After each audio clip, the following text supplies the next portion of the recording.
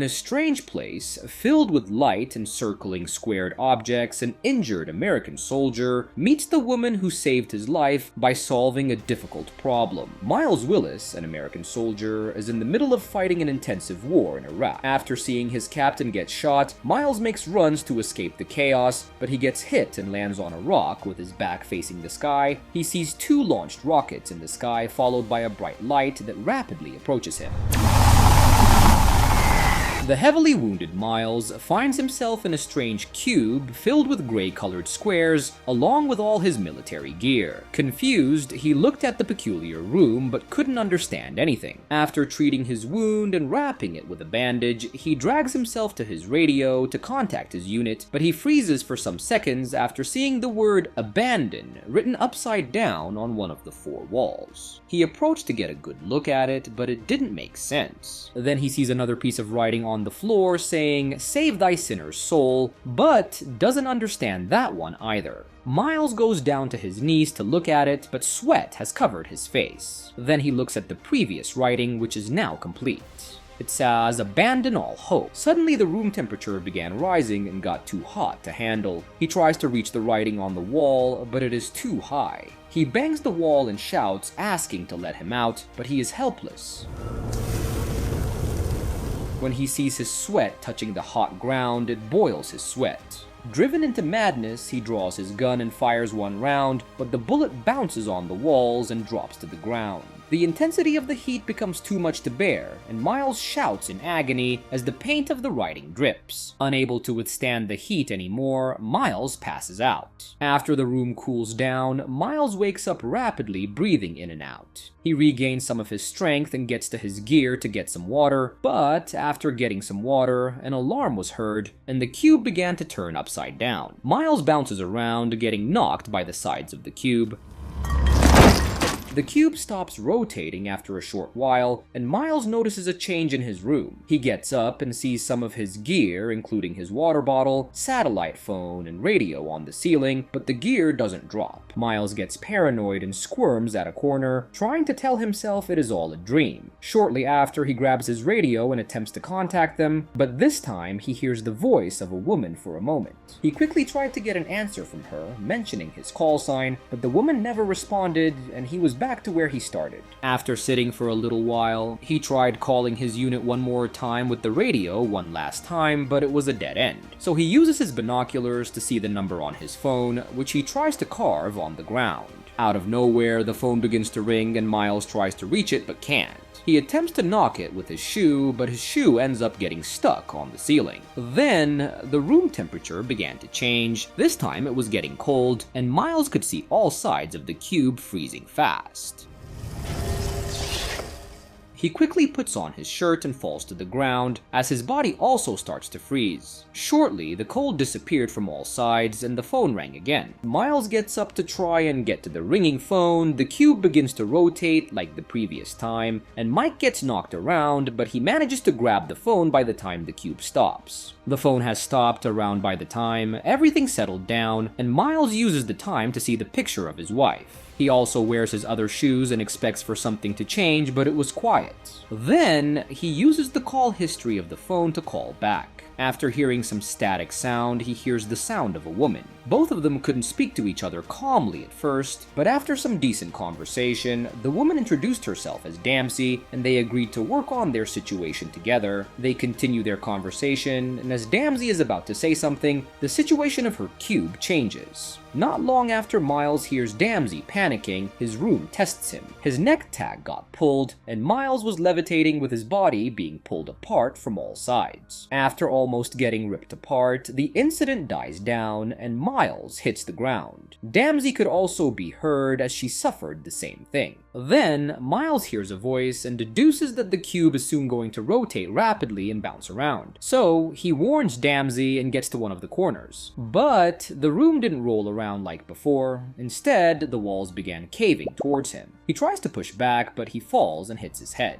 Miles wakes up and continues to scream, begging to make it stop. Damsey calls him back and hears him panicking, so she tells him to calm down. After helping him relax by helping him breathe, Damsey began to curse repeatedly. She tells Miles that she pulled back her dislocated shoulder. Then, Miles sees a Latin writing on the other side of the wall and reads it out loud. She knew it was Latin, but doesn't know what it meant.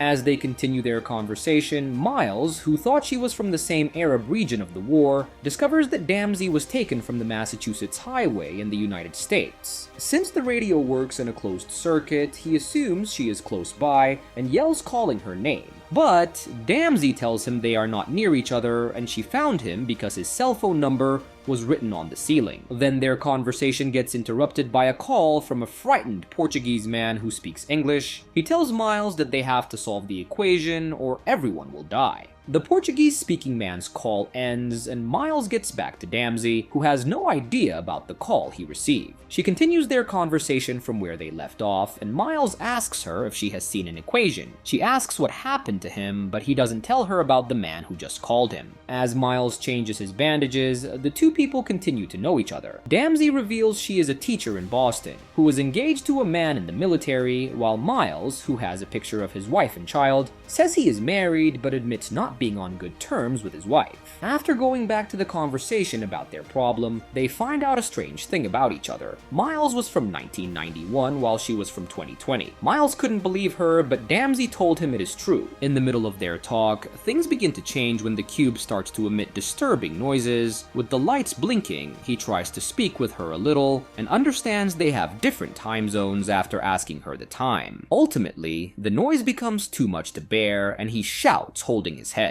Miles wakes up paranoid from the sound inside his cube, which has now diminished in size. Damsey is calling his phone. Miles is discovered to be claustrophobic and has a hard time calming down as she talks to him. Eventually, she takes away his attention when she tells him about her space-time theory. She asks him to draw something on his wall, and he makes an X mark. She tells what he drew as it also appears on her wall, then she draws a hand, which in turn appears in Miles's wall. After answering Miles' curious question about 2020, Damsey gets back to their problem. She concludes that a higher life form with the ability to access a fourth dimension, which is time, must be controlling their environment, but she couldn't figure out what they want with a lesser being like them. Miles thinks the whole thing is a test of their physical limitations.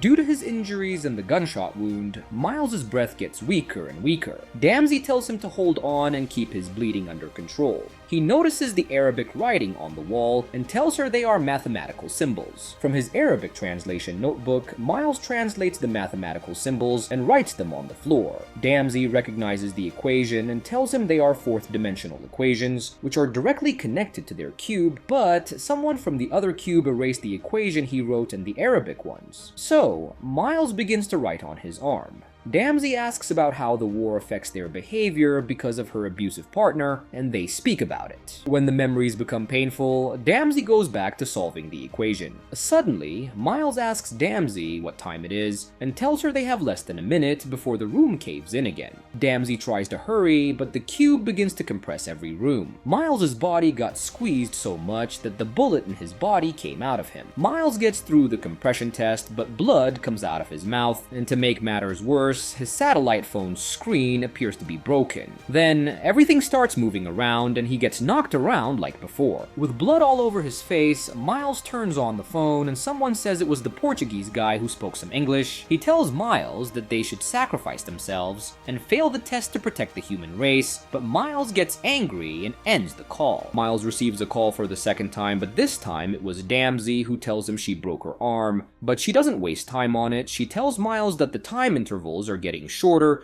similar to the room size. He tries to encourage her to solve the equation, but Damsey sounded like she was giving up. Miles asks her if she is working with the Portuguese man, and she admits it. She thinks the higher life forms will think of the human race as a threat and will cause danger to the people on Earth. Miles tells her they already know about their abilities since they have tested them and gets her back on his side. Together, they figure out that they can use the equation to control the loosening of gravity that knocks them around. But before they get working, the lights in Miles' room go out and he has terrible visions about the war and his abusive father, causing him to panic and hold a gun to his neck. Miles confronts his deepest fears and decides to fight back. He calls back Damsey, who sees some vision of her abusive partner, Alan. She expresses the pain she felt when he hit her and takes out her anger on Miles. The Portuguese man calls Miles again and raves about not solving the equation, but Miles hangs up on him. The cube begins to rotate again. Miles predicts the movement and avoids being injured, but when the room shrinks, Miles gets stuck in the narrow space with the radio in his hands. He calls Damsey, who is also breathing heavily.